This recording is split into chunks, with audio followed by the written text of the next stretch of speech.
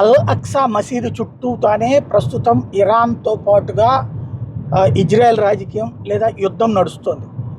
Hamas తీవ్రవాదులు దాడి ఎందుకు చేశారు?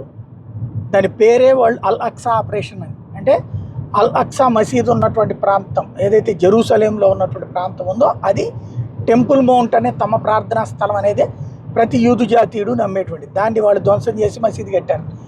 ఇప్పటికీ మసీదును ధ్వంసం చేయలేదు వాళ్ళు, కానీ అందులోని ఒక పార్ట్ని వీళ్ళు వాడుకుంటున్నారు.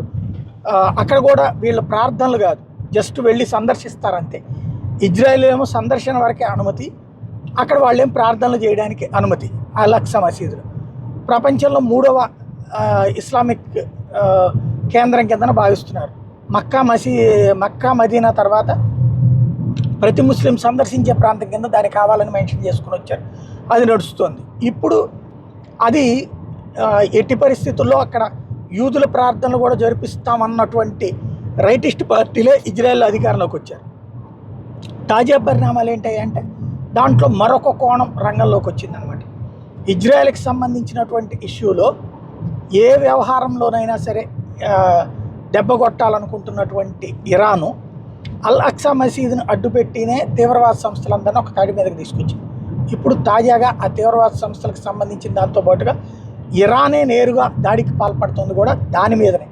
పర్టికులర్గా ఆ పాయింట్ ఆఫ్ వ్యూని బేస్ చేసుకుని అటాక్ చేసుకుంటూ వస్తుంది. అల్ అక్సా మసీదు విముక్తి అన్నటువంటిది తీవ్రవాద సంస్థల పోరాటం, ఇటు ఇరాన్ పోరాటం, యుద్ధంలో అది కూడా కీలకమైనటువంటి పాయింట్. సాధిస్తారా లేదా చూడాల్సి ఉంది.